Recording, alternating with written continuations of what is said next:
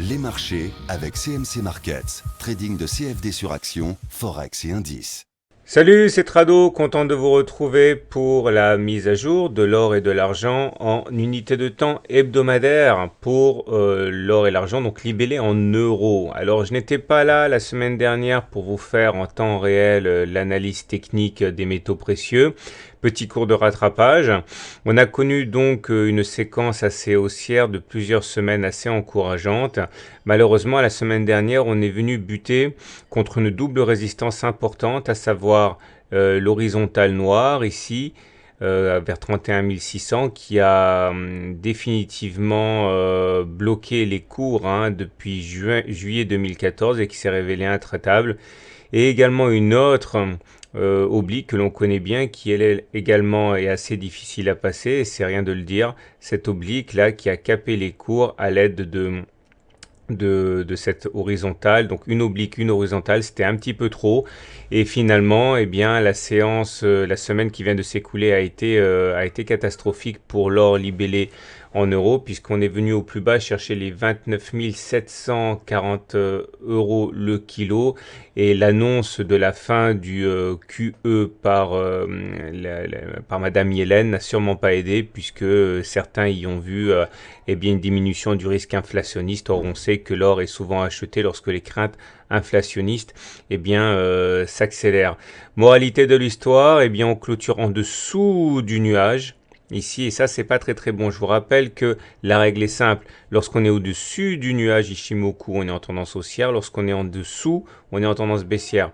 Regardez ce qui s'est passé quand on est passé en dessous du nuage, vous voyez, ça a été assez féroce, et finalement on voit bien que c'est bien le nuage Ishimoku qui joue le rôle d'arbitre dans cette progression de l'or, puisque à aucun moment on a réussi à repasser au-dessus du nuage, donc à aucun moment on a basculé en tendance haussière. Alors maintenant, il y a des éléments qui doivent être pris en considération avant de dramatiser. Une clôture en dessous du nuage ne suffit pas, il en faut deux pour confirmer la cassure du nuage par le bas. Donc on verra déjà si demain on ne réintègre pas in extremis, enfin cette semaine, en fin de semaine, donc si on ne réintègre pas in extremis le nuage. Deux, on a toujours cette figure de biseau d'élargissement que j'ai fait signaler, qui est encore active, puisqu'on l'a enfoncé en semaine, mais finalement en clôture, eh bien on revient à l'intérieur de la figure. Par contre, cette oblique descendante de soutien, elle a été fragilisée puis complètement cassée.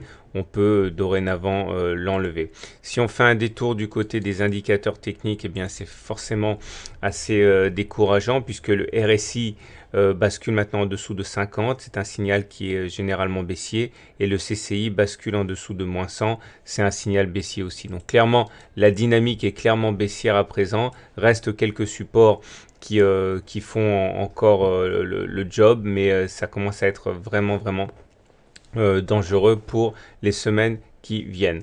Il faut simplement se dire que là on est sur des niveaux où beaucoup de mines n'arrivent pas à couvrir leurs coûts de production, donc du coup stoppent leur production, ce qui amène une raréfaction automatique, et quand l'offre diminue, généralement ça soutient les cours.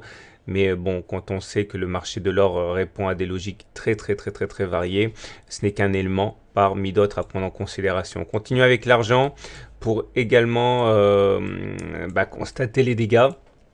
Nous étions soutenus depuis 2013 par une espèce de rectangle de consolidation qui a réussi à stopper les assauts baissiers, mais la cassure de ce rectangle de consolidation en semaine a entraîné une accélération de la baisse ici, et finalement beaucoup sans doute de traders avaient un stop loss situé en dessous de ce rectangle de consolidation, et une fois que ce support a eu été cassé, on a assisté à une accélération de la baisse qui est venue percuter le bas du canal vert. Donc c'est ça sans doute maintenant qu'il faut suivre de près.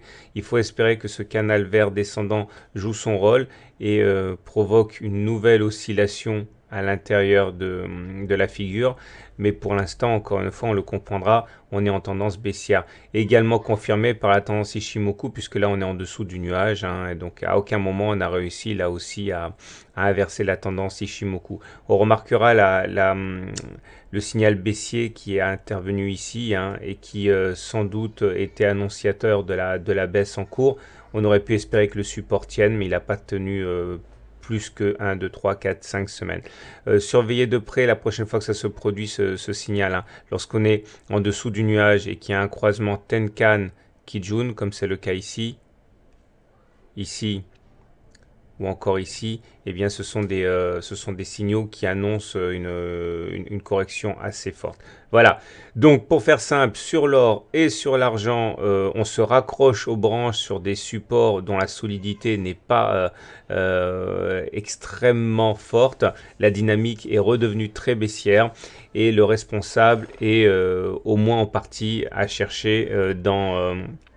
Eh bien, le regain des marchés qui montre que le facteur risque a tendance à se déliter, hein. Les gens sont plus confiants, les investisseurs sont plus confiants et les propos de Madame Yellen sur la politique américaine qui supposément donc eh bien devrait être moins inflationniste, ce qui a plombé quand même les cours des métaux précieux. Je vous dis à la semaine prochaine pour la mise à jour.